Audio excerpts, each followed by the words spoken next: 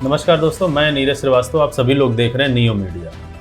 संसद में बजट सत्र यानी कि बजट पेश करने के बाद जो बहस हो रही थी, चाहे सत्ता पक्ष हो या विपक्ष हो, दोनों लोगों ने अपने अपने व्यूज, अपने अपने विचार, बजट जो पेश किया निर्मला सीतारमण जी ने, उस पर अपने अपने विचार रखे। उसी बजट के दौरान राहुल गांधी जी का भाषण एक था जो कि बहुत वायरल हुआ। उसमें उन्होंने ये बात बोली कि जो बजट पेश किया गया है वो आम जनता का बजट है ही नहीं, बल्कि 2 स्टेट्स को बजट का बहुत बड़ा हिस्सा दे दिया गया है। एक तो आंध्र प्रदेश को यानी कि चंद्रबाबू नायडू को, जो कि अपनी सपनों की नगरी बनाना चाहते हैं अमरावती।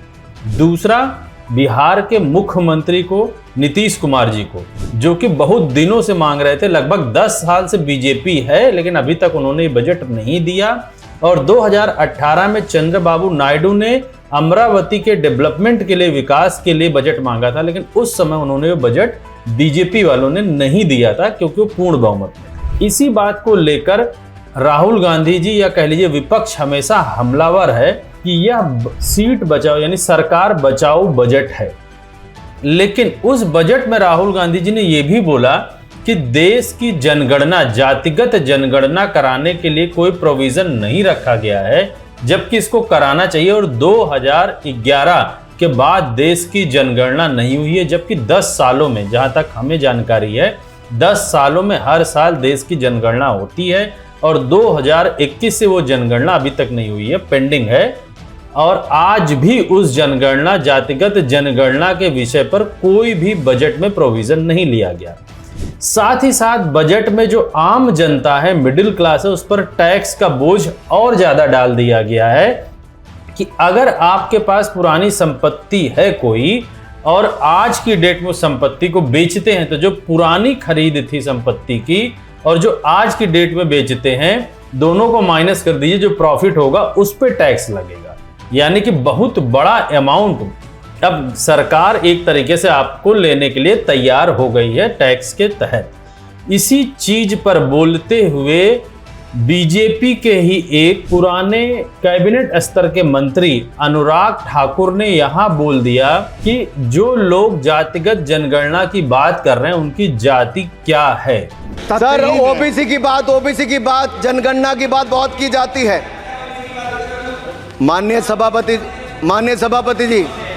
सभापति जी, जिसकी जात का पता नहीं वो गणना की बात करता है। यह मुद्दा पूरे देश में आज की डेट में तूल पकड़ता जा रहा है और कहीं ना कहीं बीजेपी इस मुद्दे में एक तरीके से बहुत बुरी तरीके से फंस गई, क्योंकि संसद में खड़े होकर किसी भी सांसद या किसी भी देश के नागरिक से, आप देश के नागरिक के प्रतिनिधि होकर आप किसी से जाति नहीं पूछ सकते। अगर एक छोटी सी बात पूछी जाए कि जब आप वोट लेने गए थे तो क्या आपने जाति पूछकर वोट लिया था?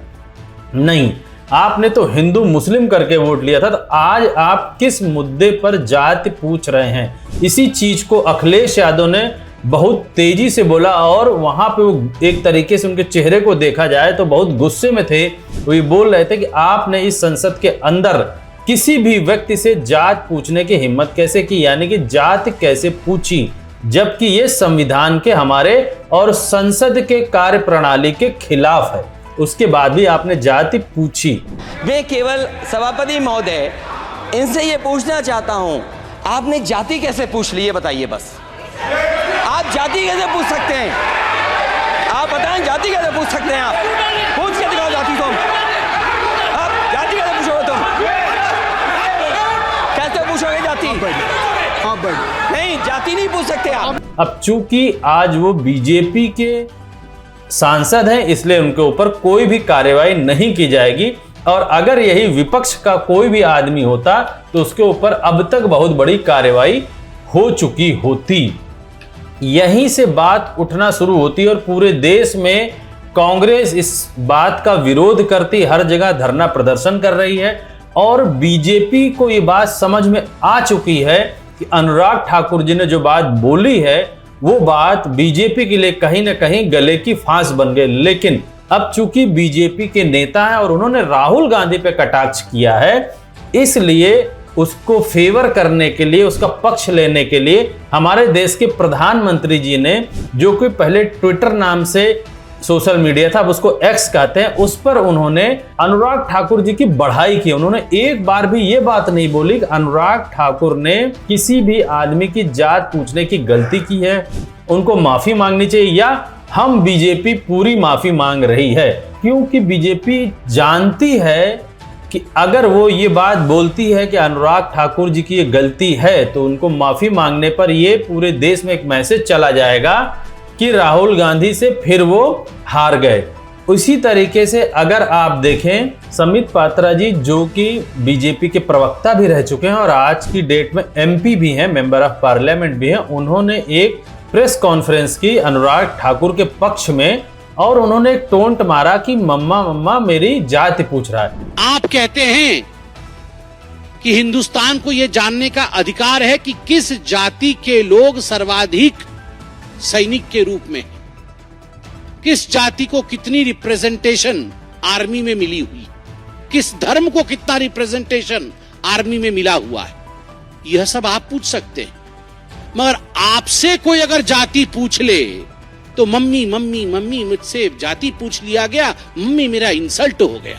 अब आप देख लीजिए, बीजेपी का चरित्र है, यही बीजेपी का चरित्र है। अगर वो कहीं घिरती है तो दूसरे पे पर्सनल कटाक्ष करना कभी नहीं भूलती, ताकि दब जाए। 2014 से 2024 तक का अगर आप पूरा सफर देखें बीजेपी का, या इसके पहले का भी अगर अटल बिहारी वाजपेयी जी का भी सफर देखें, तो उनके रडार पे, उनके निशाने पे हमेशा गांधी फैमिली ही आपको दिखेगी, या वो लोग दिखेंगे जो सबसे बड़ा नेता हो, सबसे बड़ा या सबसे चर्चित नेता जो होता है, उसी पे पर्सनल अटैक करने की कोशिश करते हैं। और इनका कोई काम नहीं, सिर्फ वोट या वोटर्स को अपनी तरफ लुभाने की कोशिश इनकी यही रहती है।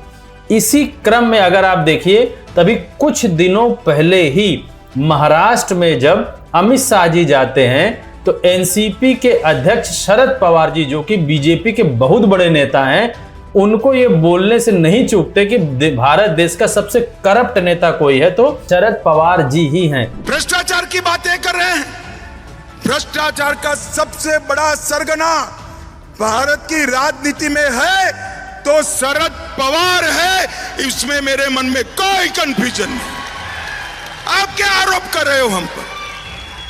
इस देश में कोई भी सरकार में भ्रष्टाचार को संस्थागत करने का काम, इंस्टीट्यूशनलाइज करने का काम अगर किसी ने किया तो शरद पवार आपने किया है, मैं डंके की चोट पर कह कर देता। अब आप इन कड़ियों को मिलाने की जरा कोशिश करिए कि जो बड़े लोग हैं, जिनको लोग ज्यादा जानते हैं, उन्हीं पे कटाक्ष करते हैं और उन्हीं पे बात बोलकर अपनी चर्चाओं को आगे बढ़ाने की कोशिश करते हैं।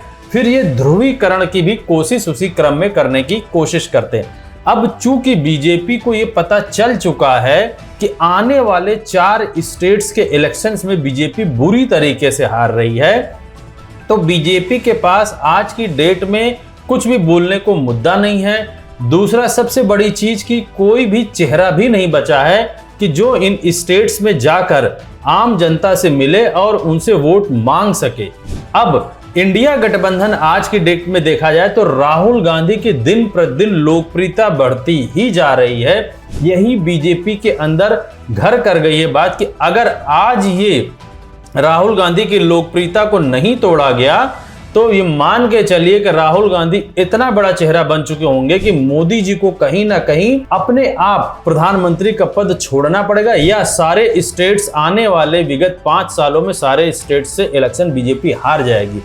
इसी को अगर हम गौर करें तो आज की डेट में मुख्य धारा की मीडिया या प्रिंट मीडिया, जिसको हम पेपर बोलते हैं, उसमें से भी मोदी जी का चेहरा और बीजेपी की जो पॉलिसीज हैं वो कहीं ना कहीं धीरे धीरे गायब होती जा रही हैं और राहुल गांधी के चेहरे पे लोग बात करना पसंद कर रहे हैं। बस दिक्कत यह है कि चूंकि 10 सालों से उन्होंने मोदी मोदी कह लिया है, इसलिए अब वो राहुल राहुल नहीं कह सकते, लेकिन अंदर से सारे लोगों की इच्छा यही है कि वो राहुल राहुल ही करें, क्योंकि उनको पता है कि कुछ ही दिन बाद एग्जिट पोल, ओपिनियन पोल, जो भी आप कह सकते हो, उनको 4 स्टेट्स का दिखाना पड़ेगा और अगर वो सही दिखाते हैं तो बुरे बनते हैं और वो गलत दिखाते हैं तो उसका रिजल्ट उनको बुरा बना देगा, जैसे 2024 के इलेक्शन में किया था।